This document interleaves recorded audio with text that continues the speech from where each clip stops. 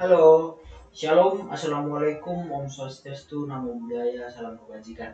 Perkenalkan, nama saya Yegar Saduta Tarigan dari kelas IFB 1J dengan NIM 2511033. Di sini, di video kali ini, kita akan membahas kalimat efektif, kejelasan, keringkasan, dan kesepadanan.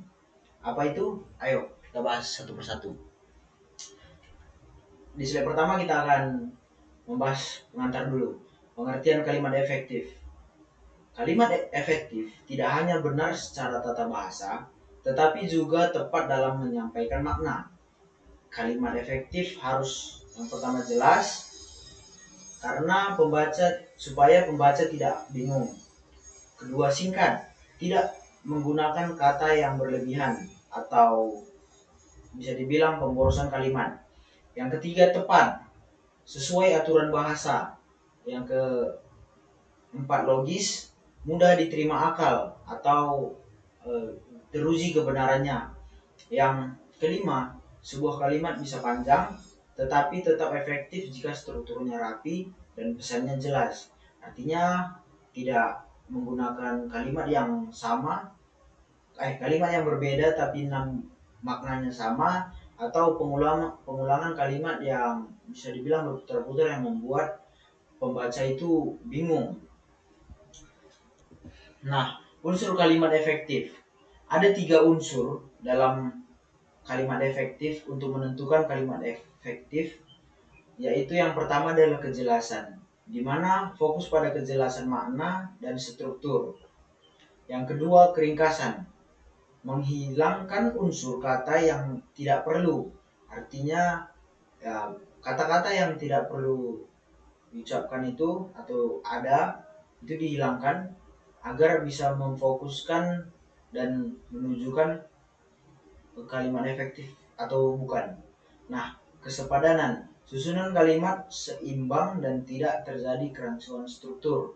Keempat, ketiga unsur ini saling mendukung agar kalimat menjadi mudah dipahami. Artinya 3 dari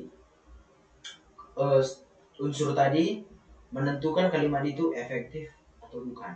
Ini caranya untuk menentukannya. Next, kejelasan. Yang pertama, kejelasan berarti kalimat dapat dimengerti dengan sekali baca. Kalimat yang tidak jelas biasanya memiliki subjek dan predikat yang tersembunyi atau kabur. Sebagai contoh nih,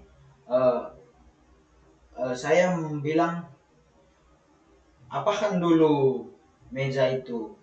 Sementara yang kata apahkan ini ambigu atau membingungkan. Apakah ini apa gitu? Apa yang harus dilakukan atau apa yang harus dilihat atau apa begitu.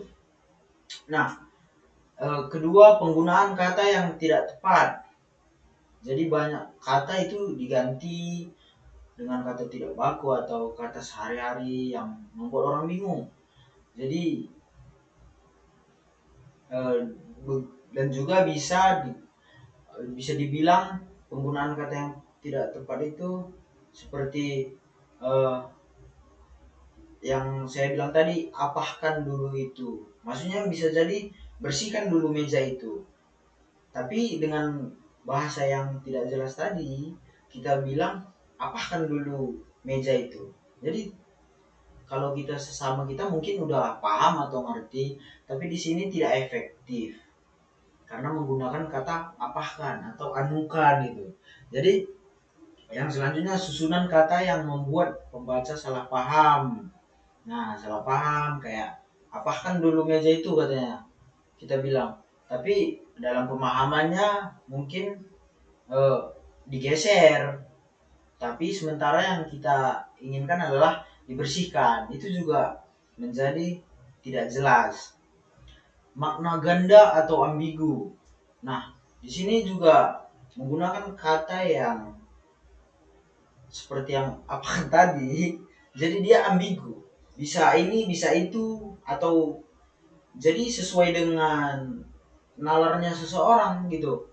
Jadi saya bilang tadi apakah dulu meja itu dia lakukan geser atau bersihkan. Sementara yang saya maksud adalah mungkin merapikan. Jadi itu untuk ini bisa menjadi kalimat yang tidak efektif. Untuk mencapai kejelasan, kalimat harus memiliki struktur yang lengkap, urutan logis, dan kata-kata yang tepat sesuai makna. Contoh kejelasan, nah seperti ini. Untuk mengurangi sampah plastik, pemerintah membuat aturan baru. Kalimat ini menimbulkan tafsiran ganda karena struktur awalnya tidak jelas.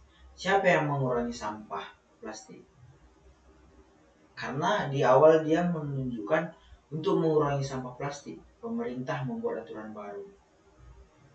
Nah, itu membingungkan. Dan juga kalimat benarnya adalah pemerintah membuat aturan baru untuk mengurangi sampah plastik.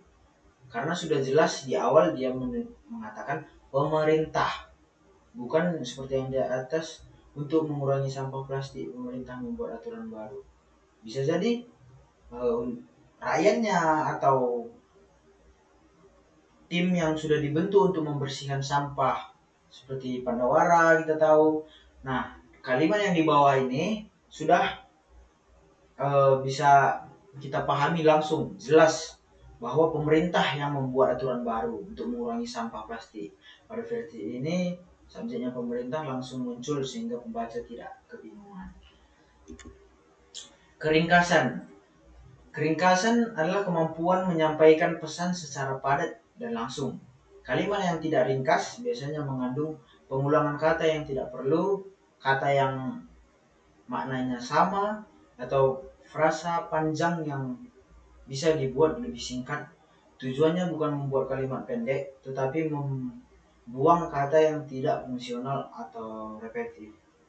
Jadi sedikit sharing, mungkin saya dalam membuat video ini dan video sebelum-sebelumnya itu mungkin Bapak melihat kurang ringkas, teman-teman lihat mungkin kurang ringkas karena banyak penggunaan kalimat atau penyampaian kalimatnya itu berulang-ulang atau itu.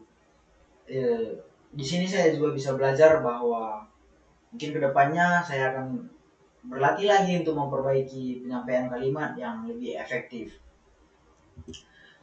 Contoh keringkasan. Di sini yang contoh salah adalah dia turun ke bawah untuk mengambil barang. Nah, kata turun dan kata ke bawah itu memiliki arti yang sama. Jadi tidak perlu ditambahkan lagi. Yang benar adalah dia turun untuk mengambil barang. Jadi dia lebih singkat, lebih padat, tapi tetap bisa dimengerti. Nah, yang kedua saya kembali lagi ke rumah. Kata kembali dan kata datang lagi itu bisa dibilang sama, bermakna sama. Jadi kalimat yang efektifnya itu saya kembali ke rumah tanpa menggunakan kembali lagi.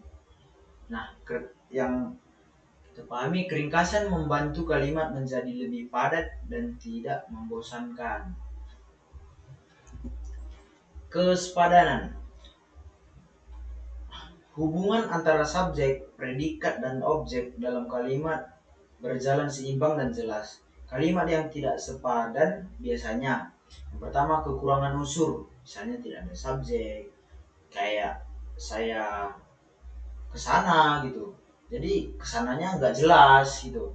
Kedua mengandung struktur ganda karena sehingga itu memiliki makna yang sama.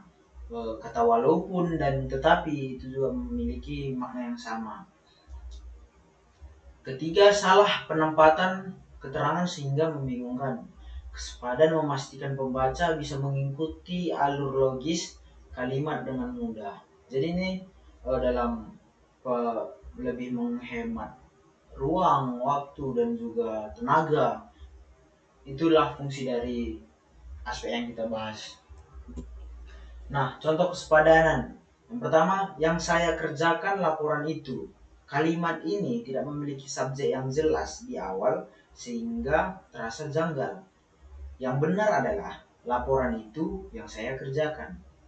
Ini terbalik, bisa dibalik atau penempatan katanya itu tidak tepat sehingga kita merasa bingung atau ada yang kayak apa gitu. Yang kedua adalah karena hujan deras sehingga acara dibatalkan.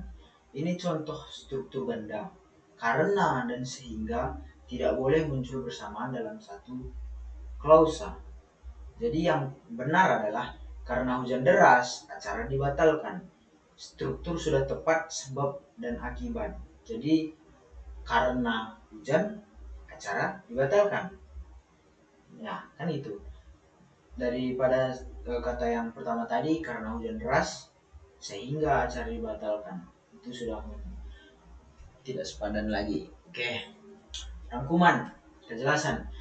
Kejelasan kalimat harus mudah dipahami tanpa menimbulkan multi tafsir. Ya, kita menyampaikan dengan jelas agar tidak banyak pemikiran. Oh, ini maksudnya mungkin ini, mungkin ini, mungkin. Jadi tidak tepat. Jadi banyak tafsiran lain dari pemikiran-pemikiran orang. Nah, keringkasan kalimat harus hemat kata, tidak berulang dan tidak bertele-tele. Jadi dia ringkas, padat, dan tepat. Nah, kesepadan hubungan objek, subjek dan predikat dan keterangan harus imbang dan logis. Jika ketiga unsur ini terpenuhi, sebuah kalimat dapat dikatakan efektif dan komunikatif. Karena ya syarat-syaratnya seperti yang kita bahas tadi sudah terpenuhi. Pahami dan eksekusi, artinya kita pahami apa yang kita pelajari dan kita lakukan. Jangan hanya sekedar paham, tapi tetap melakukannya seperti yang tadi, mengulangi kalimat atau pemborosan kalimat, dan kita belajar bersama di sini. Nah, terima kasih.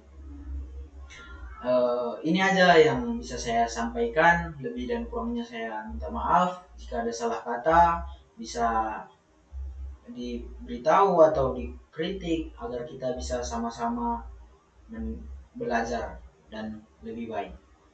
See you. Thank you.